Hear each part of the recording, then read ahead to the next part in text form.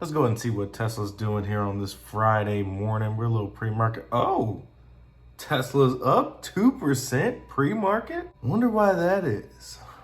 I don't have to wonder. We know why that is. Elon Musk has named an heir apparent for the CEO of Twitter, Mrs. Linda Yaccarino. She will be taking over as Twitter's CEO. And I guess the market responded in kind by giving Tesla a little bump in the pre-market. Tesla looks poised to have a pretty decent day. Let's take a look and see what Tesla was like a week ago. Up over 7%. A month ago, Tesla is down 6.4%. Past 3 months, down 9.5%. You see the trend? And over a year ago, down 24%, almost 25% from a year ago. And of course, if we're going back 5 years ago, Tesla up a mere 785%. Tesla's been down consistently over the past year, but in the long term, over the past 5 years, incredible return. Long term, there's no doubt Tesla has extreme potential if they just continue on the trajectory that they are now. But we all know Tesla has grand plans. And on to why we have the immediate bump in the pre-market. Elon Musk says he's picked a new Twitter CEO. Tesla shares jump. Elon Musk looks set to at least make a transition in his controversial run leading Twitter. Controversial run. As he's announced, he's hired a new CEO to lead the social media platform. Quote, excited to announce that I've hired a new CEO for X/Twitter. She will be starting in approximately 6 weeks, Musk tweeted. My role will transition to being exec chair and chief technology officer, overseeing product, software, and system operations, Musk continued. That bodes well for Musk's other high-profile company, Tesla stock, jumped 2.6% after Musk's online announcement and closed the day up 2.1%. I, for one, as a Tesla investor, am not concerned how Elon Musk decides to divvy up his time. The man is important.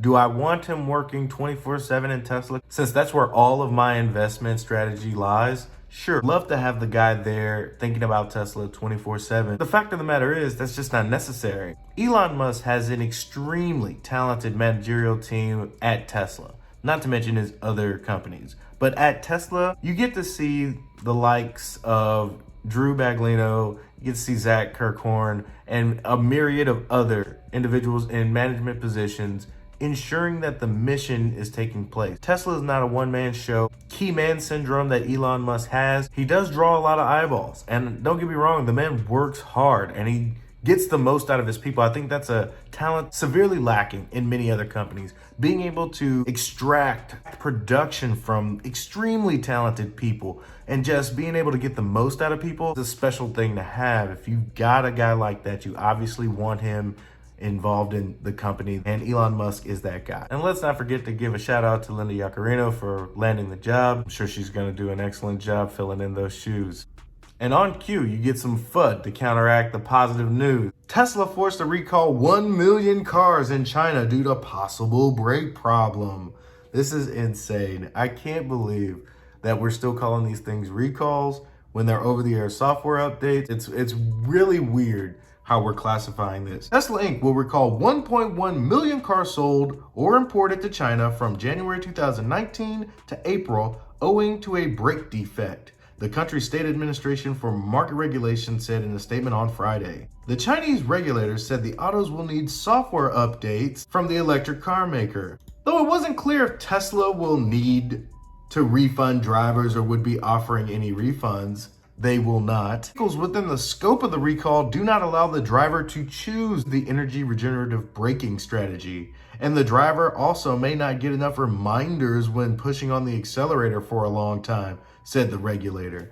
This is nonsense. The cars not having the option for regenerative braking, considering regenerative braking is what's best for the vehicle, you can turn that thing off. I guess on which software update you have, the option is not allowed. So now Tesla will have to go in and do an over-the-air software update to allow people to choose that. In addition to giving out an option for more chimes in case the accelerator is being pressed for too long.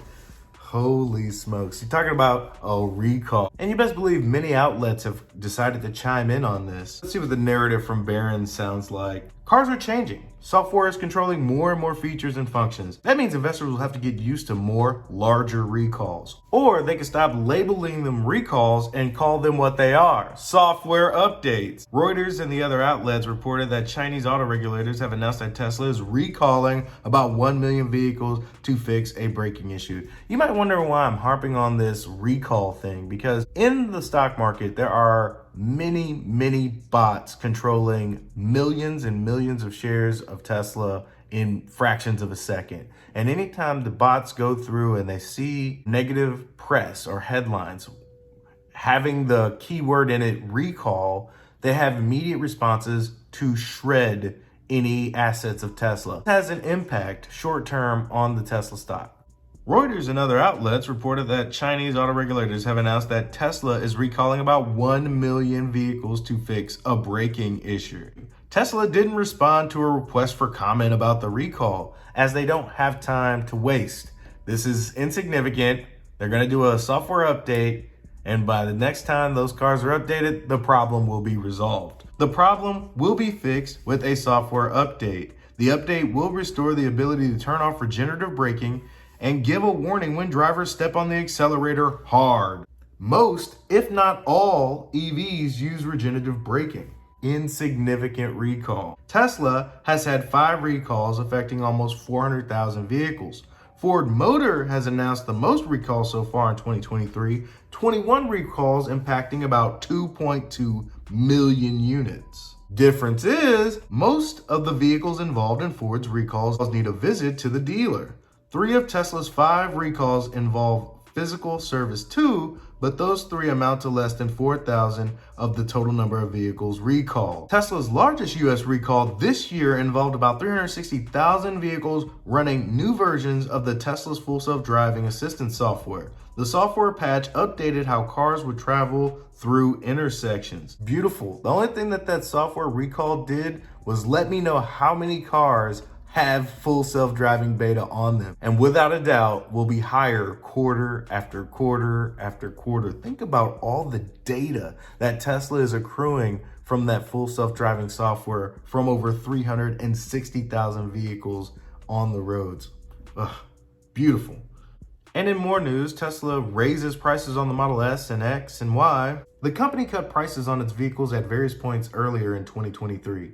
Tesla Inc. said it would again tweak the prices of its vehicles, this time boosting the prices of its Model S, X, and Y cars. Elon Musk has defended the year's price reductions, suggesting on the company's last earnings call that the company was willing to sacrifice vehicle margins in the near term while in pursuit of a larger base of Tesla owners. Smart-ass strategy. He thinks the company will benefit in the long run by getting more vehicles in the hands of consumers, as it will ultimately be able to sell more people on software offerings around autonomous driving. Case in point, myself. I am not the only one that's going to be utilizing this software. And the more people that get their hands on the car, able to experience the software, understand its inherent value, and then adopt full self-driving in its beta form, and then after they finally solve for autonomy, it will become a standard practice that each one of these vehicles sold will get a $15,000 bump in margins, which is pure profit because all of the hardware is already installed on the car, and all you got to do is basically flip a switch with the software upgrade,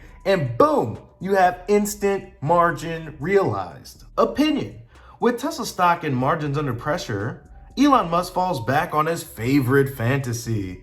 Many people consider this a fantasy. I'd imagine they have not tried the software. Already, the software is worth the $200 subscription just to use its driver assist features, when this car is literally driving itself better than the average human can by a magnitude of 10. This will not even be a fantasy. I can't wait. Let's just say 15 years in the future, babies being conceived right now, in my opinion, will not need a driver's license. I know that may shock some people. Sounds a little bit ridiculous. It sounds wonky, but I guarantee you, driving will go the way of the dinosaur. There are things that we used to do in the past that we no longer do because technology has allowed us the privilege. And driving is such a dangerous thing. When we outsource this to artificial intelligence, it will save lives and it will give us back many, many hours that we would otherwise have in commute. This will make our lives easier. I can't wait. In about 15 years time, people are gonna be like, you still get your license? What are you doing something like, you know what I mean? It'll be a novelty. I can't wait for the day when people are no longer actually driving on roads. And I think in 15 years time, it will be faux pas for you to even be like, yeah, I think I want to get my license.